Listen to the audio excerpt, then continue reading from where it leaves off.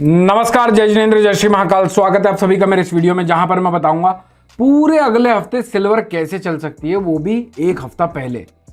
कहां कहां तक टूट सकती है, कहां कहां तक बढ़ सकती है, क्या ब्रेकआउट जोन है, क्या बाजार में साइकोलॉजी काम कर सकती है, कब तक तेजी करना है। क्योंकि अभी इस मार्केट में तेजी करने में बहुत सारे लोगों का इंटरेस्ट होगा और वो इंटरेस्ट ग्रीड में कन्वर्ट होकर आता है।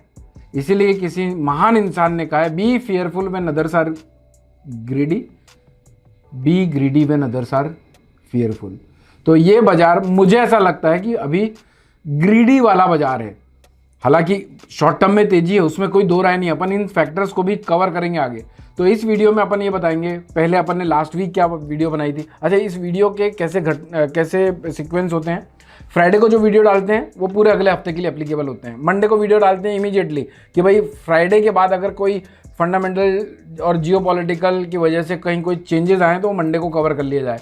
मंडे को जो वीडियो डाली जाती है वो वेडनेसडे तक एप्लीकेबल होती है, वेडनेसडे को जो डाली जाती है वो फ्राइडे तक के लिए एप्लीकेबल होती है और फ्राइडे को पूरे अगले हफ्ते के लिए वीडियो डाल दी जाती है। तो अगर आप वीडियो में नए हैं तो पेज को फॉलो करके मत जाइएगा, क्योंकि आप इस चैनल को फॉलो करेंगे, चलने वाले बाजार को पहले जान जाओगे। और अगर आप पहले जान जाओगे तो गलतियां करने से बचोगे, और अगर बच गया तो भैया बड़े लोगों का नुकसान हो जाएगा। तो चॉइस आपकी है, क्या करना है ना। तो सबसे पहले अपन समझते हैं कि फंडामेंटली, टेक्निकली और साइकोलॉजिकली बाजार में क्या करना है, क्या नहीं करना है, बाजार में कब तक तेजी है, कहां पर रुकना है, कब फ्रेश मंदी कर सकते हैं, कहां पर स्टॉप लॉसेस रख सकते हैं, कोई तेजी पाल के रखें तो स्टॉप लॉस कहां पर रखना चाहिए। सारे क्वेश्चंस के आंसर इसी वीडियो में मिल जाएंगे। तो सबसे पहले अपन देखते हैं कि अगले हफ्ते फंडामेंटल डेटास कौन कौन से हैं। तो जब आप कोई भी वेबसाइट में जाते हैं, इकोनॉमिक कैलेंडर देखते हैं, तो जैसे मेरी स्क्रीन पे ये खुला हुआ है, मैं इस वेबसाइट को देखता हूं। तो अगर आपको ठीक लगे तो आप लोग भी इस वेबसाइट को रेफर कर सकते हैं। हालांकि ये किसी वेबसाइट का प्रमोशन नहीं है। तो देखिए, अगले हफ्ते यहाँ पर मैंने डेट फिल्टर मारी हुई है। ये कब से कब तक है, 5 जुलाई से 11 जुलाई तक के डेटास कौन कौन से शेड्यूल हैं। तो अपने पूरे अगले हफ्ते को कवर कर रहे हैं अपन इस वीडियो में, है ना। तो मंडे को एक डेटा है। अच्छा, ये जो डार्क दिख रहा है ये हाईली इम्पैक्टेड डेटास होते हैं, यानी जिनकी बाजार में, जिनकी वजह से वोलेटिलिटी ज़्यादा हो सकती है। तो ये एक डेटा है और ये एक डेटा है जो हाईली इम्पैक्टफुल डेटाज हैं। और दूसरा, ये जो एक कलर देख रहे हो आप, एक अलग सा थोड़ा सा कलर है, ये मीडियम रेंज के मूवमेंट ट्रिगर कर सकते हैं बाजार में। और ये बाकी जो सारे डलडल्स हैं ये लो वोलेटिलिटी ट्रिगर करने वाले डेटाज होते हैं। तो अब इसके आधार पर देखिए, मंडे इंपॉर्टेंट है, यानी ये मंडे इंपॉर्टेंट है। और फिर दूसरा, वेडनेसडे हमारे बाजार खत्म होने के बाद 11:30 बजे FOMC के डेटा रिलीज होंगे, जो हमारे को थर्सडे को उसकी इंपैक्ट देखने को मिलेंगे। तो थर्सडे इंपॉर्टेंट हो गया, मंडे इंपॉर्टेंट हो गया, और फ्राइडे को भी ये डेटा रहेगा। अनएम्प्लॉय नहीं, थर्सडे को ही है, फ्राइडे को कोई डेटा नहीं है, ये बस फेड की मॉनेटरी पॉलिसी रिपोर्ट आएगी। तो सबसे हाईली वोलेटाइल मंडे और थर्सडे हो सकता है, ये हमने जान लिया वीक आने के पहले, है ना।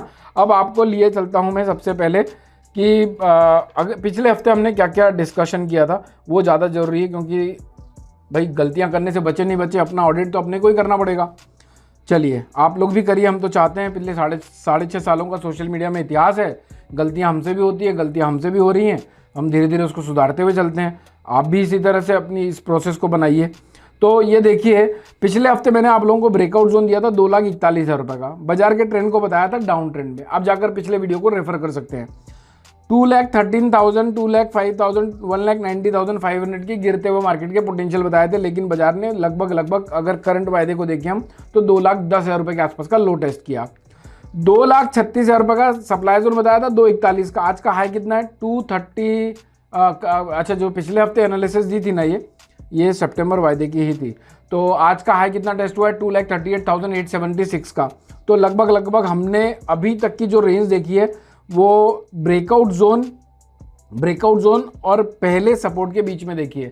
तो अब ये समझो, ये तेजी तो आज आई है फ्राइडे के दिन। इनफैक्ट कल शाम के 6 बजे डेटा जो रिलीज हुए थे तब आई है, लेकिन उसके पहले Monday, Tuesday, Wednesday, Thursday evening तक ये पूरा बाजार इन्हीं लेवल के बीच में घूम रहा था। यानी कि किसी ने भी कल शाम के पहले कहीं पर भी सेलिंग पोजीशन बनाई होगी तो उसको लावमाल मिला एक बार। अभी बाउंस बैक आए। अभी अपन ये भी समझेंगे कि क्या वाकई में बाजार बुलिश हो चुके हैं या फिर कब तक बुलिश है ये, तो अपन उसको समझते हैं। मैं आप लोगों के सामने एक इंटरनेशनल मार्केट के चार्ट को डिस्कस कर लेता हूं पहले, फिर आप लोगों को लेवल्स देता हूं। तो यहाँ से बड़ी लर्निंग मिलने वाली है। अगर वीडियोस पसंद आते हैं तो भाई साहब लाइक ठोकने में कंजूसी मत करिएगा। ये देखिए, ये चार्ट है आपका सिल्वर का इंटरनेशनल मार्केट का चार्ट है, अपन इसको एनालाइज करते हैं। ये एक दिन का चार्ट है, देखो यहाँ एक दिन लिखा हुआ है। ये मार्केट, ये जो दिख रहा है आप लोगों को, ये देखो ये जो है ये कितने दिन का मूविंग एवरेज है, ये है आपका 200 डे का मूविंग एवरेज। और ये कहाँ पर बन के आ रहा है, ये $67 के आसपास बन के आ रहा है, $67 के आसपास का बन के आ रहा है। और अभी बाजार $64.5 के आसपास चल रहे हैं, यानी कि अगर कोई तेजी आती है तो यहाँ पर रुकने की ब्राइट पॉसिबिलिटी है।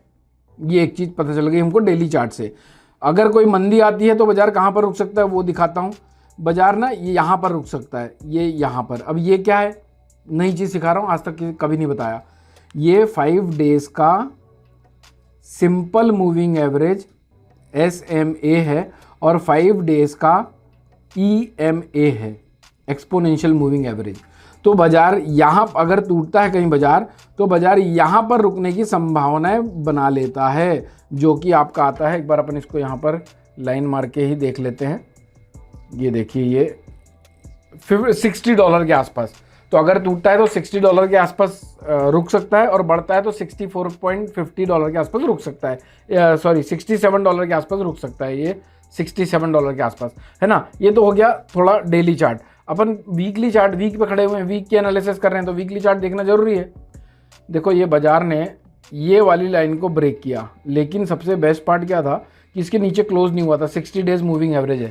काफ़ी लोगों के जो नए आते हैं बाजार में, उन लोगों को मैं ज़रा बता दूं कि ये भैया एवरेज लाइन बनती कैसे है। तो ये जो सारी कैंडल दिख रही है आप लोगों को, इनके एवरेज वॉल्यूम से ये सारी लाइनें धीरे धीरे ट्रेवल करती रहती हैं, तो ऐसे बनती है एक्सपोनेंशियल मूविंग एवरेज लाइन।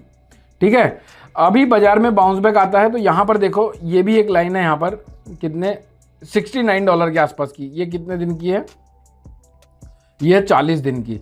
अच्छा, ये वीकली चार्ट है, तो भैया इंपॉर्टेंट होता है वीकली चार्ट की लाइनें। तो यहाँ पर एक रेजिस्टेंस ले सकता है बाजार, यहाँ पर भी ले सकता है, जो हमने अभी डिस्कस किया डेली चार्ट में।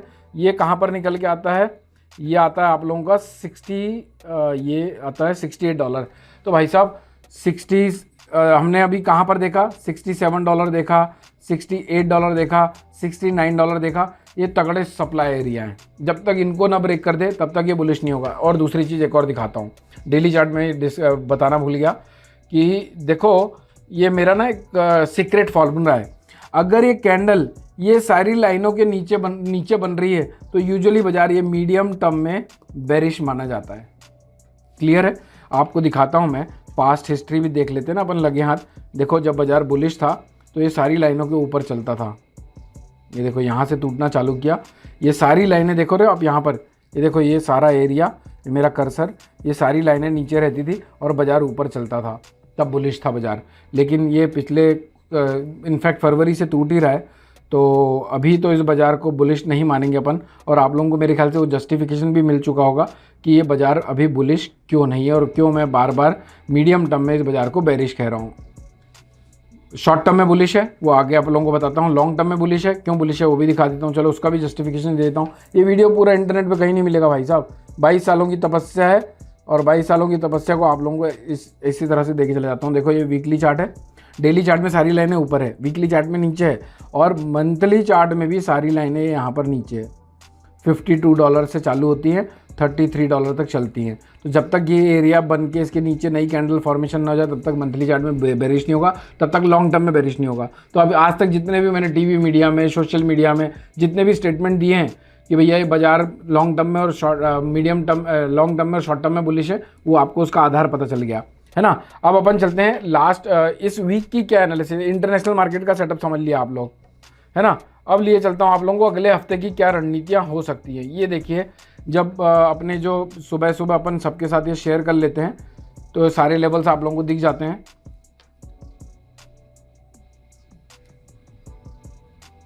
ये तो पिछले हफ्ते का है, ये मैं लिए चलता हूँ आपको। कहाँ गई है भाई, अच्छा दोनों एक ही चार्ट खुल गया है, 1 मिनट का समय दीजिएगा मुझे।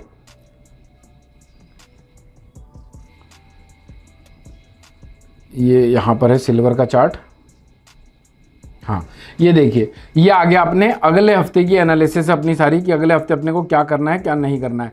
तो देखो अभी बाजार चल रहा है 2,37,700 के आसपास, 2,28,000, 2,13,000, और 2,88,000 के डिमांड जोन है, यानी यहाँ तक बाजार टूट सकते हैं। आगे ये भी बताऊंगा कि कब मंदे होंगे, अभी मंदे नहीं, अभी शॉर्ट टर्म में तेज हैं, लेकिन यहाँ पर अभी लिखा हुआ है डाउन ट्रेंड पे, लेकिन ये मीडियम टर्म प्रोस्पेक्ट के हिसाब से लिखा हुआ है।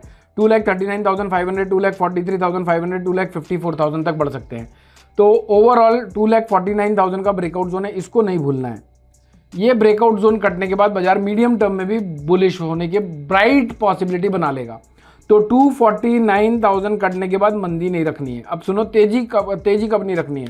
2,22,900 यहाँ पर वो आंकड़ा नहीं है, लेकिन फिर भी आप इसको दिमाग में रखिए।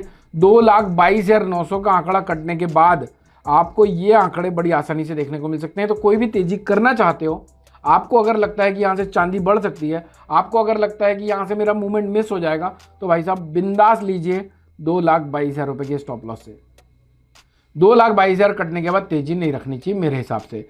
और 2,49,000 के ऊपर थोड़ा ज़्यादा कन्विक्शन होता है, लेकिन कई लोग ऐसे हैं ना कि भाई यार अब सुबह दोपहर में 2:38 में मिल रही थी, 2:35 में मिल रही थी, मैं ले नहीं पाया, मैं 249 के ऊपर अब लेने की हिम्मत नहीं हो रही है, और आपको लॉन्ग टर्म के लिए लेना था, तो आप बिंदास ले लीजिए 2,22,000 के स्टॉप लॉस, 2,22,200 के स्टॉप लॉस से। ये कटने के बाद आपको तेजी नहीं रखनी चाहिए, यानी अगर ये कटने के बाद आपने अपनी पोजीशन को वाइंड अप कर दिया तो आप अभिमन्यु बनने से बच जाएंगे। अब आपको चॉइस है कि आपको क्या करना है। मेरे हिसाब से तो अगर मैं आपकी जगह होता तो 2,22,900 के नीचे निकलने के बाद, इस लेवल को कटने के बाद मंदी करता, और इस तरह के बाजार में 5-7 हज़ार रुपये अगर बढ़ भी जाता, 5-7 हज़ार अगर टूट भी जाता, तो मैं इम्पल्सिव खरीद बेच करने में इंटरेस्ट नहीं रखता, क्योंकि भाई ये बाजार का कटु सत्य है, ये बाजार बुढ़ा नहीं होता, हम बुढ़े होते हैं। 2-4 मूवमेंट छूट जाएगी, लेकिन जहाँ पर दिमाग और दिल एक जगह पे नहीं है, वहाँ पर अननेसेसरी एग्जिग्रेट या फिर इम्पल्सिव होकर कोई भी ट्रेड नहीं करना चाहिए। बाकी चॉइस आपकी है। मैंने आप लोगों को लेवल्स दे चुका हूँ कि 239,500 के ऊपर की स्टेबिलिटी बाजार को आराम से 243,500 और प्रोबेबली ब्रेकआउट जोन तक लेके जा सकती है। और मंथली वीडियो भी अगर आप लोगों को चाहिए तो मुझे बताइएगा, कमेंट बॉक्स पे लिख दीजिएगा मंथली वीडियो, या फिर वीडियो भी लिख देंगे तो चलेगा। इस किस टॉपिक पे नया वीडियो चाहते हो मुझे कमेंट बॉक्स में बता सकते हैं। इस वीडियो के लिए अगर कोई सजेशन है, जो हमने नया स्ट्रक्चर रेडी किया आप लोगों के लिए, अगर आप लोगों को ये पसंद है तो भी हमें वीडियो मैक्सिमम लाइक ठोक देंगे तो हमें पता चल जाएगा कि भाई आप लोगों को ये जो इतने सारे एफर्ट्स इंटेलिजेंस ले रहा है वो आप लोगों को पसंद आ रहे हैं। गोल्ड के वीडियो को रेफरेंस में लीजिए। ये वीडियो पसंद आए तो लाइक शेयर करिए, मस्त रहिए, स्वस्थ रहिए, भर भर के लाओमाल करिए। लाओमाल हो रहा है तो जय श्री महाकाल लाओमाल के कमेंट्स कर दीजिएगा। Thank you so much for watching this video. जय हिंद, जय Bharat. Investment in securities are subject to market risk. Read all the related documents carefully before investing. Registration granted by SEBI in no way guarantee performance of us or provide any assurance of return to investors and traders.